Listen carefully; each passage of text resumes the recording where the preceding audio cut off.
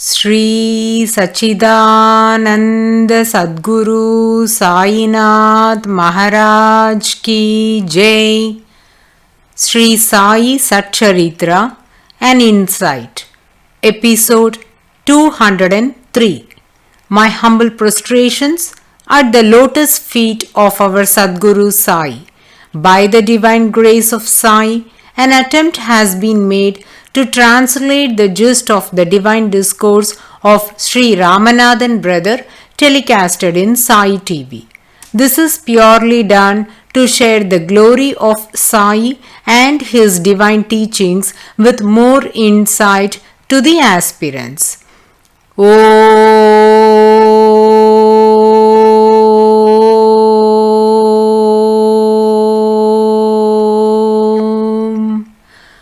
Gurur Brahma, Gurur Vishnu, Gurur Devo Maheshwaraha, Gurur Sakshat Parabrahmam, Tasmai Shri Gurave Namaha. Devotees, let us now listen to the divine sport of Sri Sai Maharaj in the life of Ramachandra Vaman Modak. He was employed as a senior government auditor of Municipal and Local Accounts Department in West Khandesh. He was guileless and very sincere in his work. Owing to this character, there were disagreements between him and his superiors. Because while auditing the books of accounts, wherever the auditor finds discrepancies, he needs to write his remarks and ask the concerned personnel to clarify on that. In such situations, if the superior has a biased attitude towards his employees, then the auditor's job becomes really challenging. In one such circumstance, Ramachandra Vaman Modak found some malpractices in the accounts. Hence, he wrote his comments pinpointing the dereliction of the employee, whereas the superior was in favor of that employee. Hence, he didn't want Ramachandra Modak to notify this in his report. While Ramachandra Modak, being an honest person, sticked on to his decision. The superior was very upset with this behavior of Ramachandra and he wanted to take some action against him, but there were no possibilities to do so as Ramachandra was a very genuine and sincere auditor. The superior was waiting for a right opportunity to create trouble for Ramachandra Vaman Modak. The auditing department conducts exams and every time an auditor passes an exam, he gets an increment in the salary. But in case if the auditor fails in the examination, then the superior has the authority to demote or even dismiss the auditor on the grounds that he is incompetent to even pass his exam.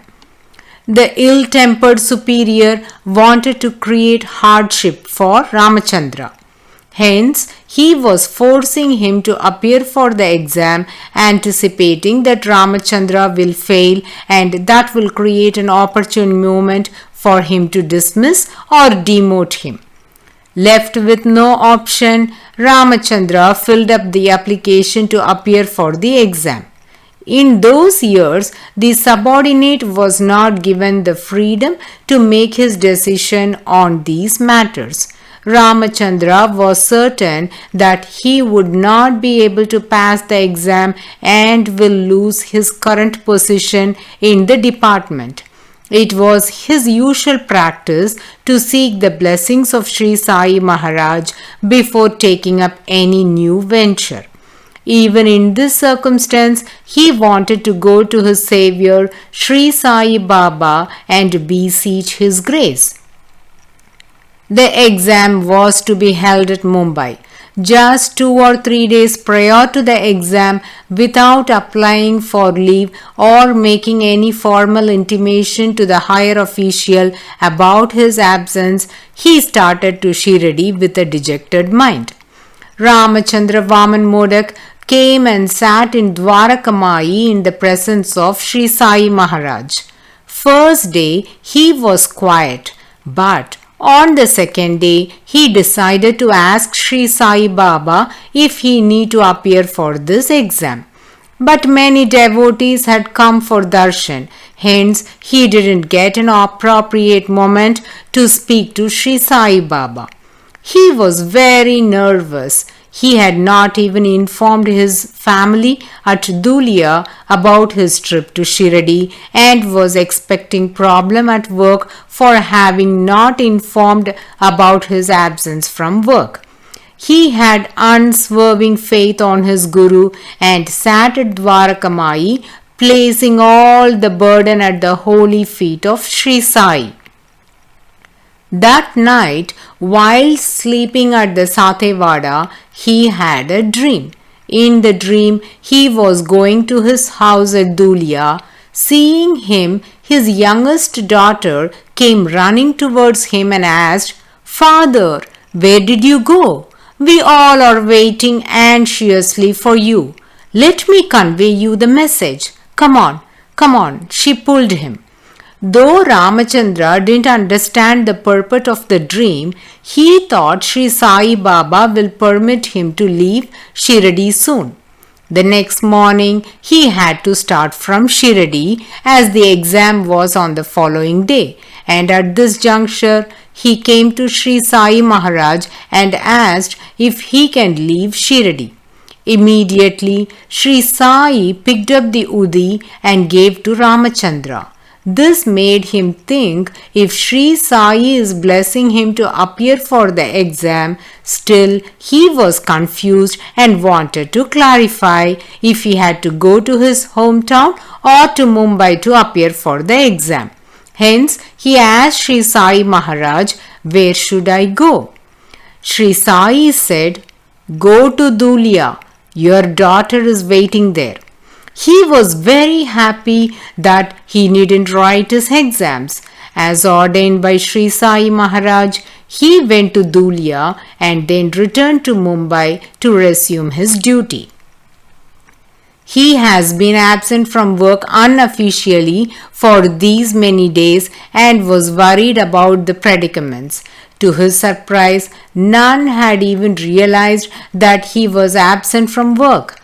Ramachandra Vaman Modak, while recording this incident, says, "It is purely by the grace of Sri Sai Maharaj that his colleagues had not observed his absence, which is nothing less than a divine sport of the omnipotent Sri Sai Baba." Staying in Shirdi for more days and getting back to work at the will of Sri Sai has become a usual phenomenon for Ramachandra Modak. He, being a senior official, was provided a tonga for his travel. At Sonagir, a great saint by named Sri Govind Buva lived. Ramachandra Vaman Modak was always willing to have darshan of the saints and God-realized souls. Thus, he also wished to go and meet Sri Govind Buva, but never planned for it. One day, when Ramachandra and his cook Narayan Moti were returning to Dhulia by tonga after completing his official work, suddenly one of the wheels of the tonga broke into pieces. These wheels were made of iron and they cannot continue their journey until the wheels are fixed and had to wait for it to get repaired. This happened at Sonagir. The person engaged in repairing the wheel said it will take minimum 3 hours to fix it. Hearing this, Narayan Moti thought, rather than waiting here, why not go for the darshan of Sri Govind Buva, and proceeded to his ashram. Sri Govind Buva, seeing him, decreed to go and have his bath and then come to meet him. Accordingly, Narayan Moti took his bath and came for darshan. After having the darshan, Narayan Moti Ramjani asked Sri Govind Buva if he can ask his master Ramachandra Vaman Modak, who is waiting at the shop to get the tonga repaired, to come and have his darshan. The saint replied, "Get him here after his bath." Narayan Jani came to his master and told him about his meeting with the saint and the saint's concern to meet him. Ramachandra Vaman Modak also had the desire to meet Sri Govind Bua, so he went, took his bath and proceeded to the ashram. The moment Ramachandra Vaman Modak stood in front of Sri Govind Bua, the saint fixed his eyes upon him and realized that Ramachandra was an ardent devotee of Sri Sai Maharaj.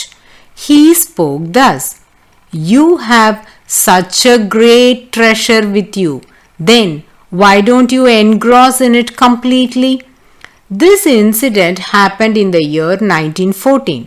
Ramachandra Vaman Modak was able to perceive that the treasure mentioned by Sri Govind Bua is Sri Sai Maharaj. Sri Govind Bua continued, "Let it be. This is also our home. So come." Devotees, please listen carefully to the assertion of Sri Govind Bua. He says, "This is also our home." Through this assertion, Sri Govind Bua is revealing that Shirdi is the home of Ramachandra Vaman Modak. Similarly, his ashram is also another home of that kind. Whenever one goes to have darshan of Sri Sai Maharaj, they enjoy a bliss and protection of Sri Sai Baba. And when Ramachandra Vaman Modak sat in the presence of Sri Govind Bua, he experienced the same feeling. This gave him the insight that all the saints are one and there is no difference among themselves. While his mind was processing these thoughts, Sri Govind Bua told Ramachandra to give him alms. Immediately, Ramachandra Modak planned to prepare food to offer it to Sri Govind Bua. A dish known as puri was cooked and offered to the saint. Sri Govind Bua told Ramachandra also to sit and eat along with him. Before starting to eat, Sri Govind Bua wanted to consecrate the food by sprinkling water on it, and this process is known as prokshana. So, he inserted his finger into the small vessel that contained water and saying, "You are offering puri to me?" and took out his finger from the water. Lo, puri came from the water pot and he gave it to Ramachandra Modak to eat. Ramachandra was astonished to witness this divine sport of Sri Govind Bua. The puris that were offered by Ramachandra to Sri Govind Bua were little hard to chew, whereas the puri manifested by Sri Govind Bua from the water and given to Ramachandra were thin, soft and sweet. Thus, Ramachandra Vaman Modak was blessed to have experienced and witnessed various miracles of many saints. He mentions that his association with Sri Sai Maharaj has granted all these blessings on him and certain that these divine experiences were bestowed upon him by Sri Sai Baba, having other saints as a medium. Narayan Motiram Jani continued his service as a cook for Ramachandra Vaman Modak for many years. Few days before Sri Sai Maharaj's Mahasamadhi, that is prior to October 15, 1918, Narayan Jani came to Shirdi for darshan along with his mother. At that juncture, Sri Sai Maharaj, looking at Narayan Jani's mother, spoke in an elusive manner thus, "From now on, there is no connection between this slave job and me. Enough of these exhortations. We don't need to do this anymore. Let us start our own enterprise. Being an entrepreneur is always the best." From this assertion of Sri Sai Baba, Narayan Jani and his mother understood that these words are meant for them, that Narayan Jani needn't continue his job under Ramachandra and can start his own business. As instructed by Sri Sai Baba, he resigned his job as a cook for Ramachandra Vaman Modak and started a restaurant with boarding and lodging at Nasik. This hotel was named as Anand Ashram. This became very famous and the family flourished well. Even today, devotees can find this hotel at Nasik. Narayan Motiram Jani didn't live long after this meeting with Sri Sai Baba. In fact, when Narayan Jani and his mother went for darshan, Sri Sai Baba was bedridden as he had been suffering from severe fever. His body was very weak and owing to fatigue, he was quiet and unable to even speak. But to the astonishment of all, Sri Sai Baba spoke those words to Narayan Jani's mom in a very firm, clear and loud tone. These professions of Sri Sai Maharaj pierced the heart of Narayan Motiram Jani. He was assured that if he would start the business placing complete faith on Sri Sai, then he is sure to succeed. Mother and son were fully convinced and took the risk of giving up the current job and starting the new venture, which is adventurous. Narayan Motiram Jani was blessed to experience many divine sports of Sri Sai Maharaj, which are enthralling. Let us listen to those in the coming episode. Bow to Sri Sai. Peace be to all. Om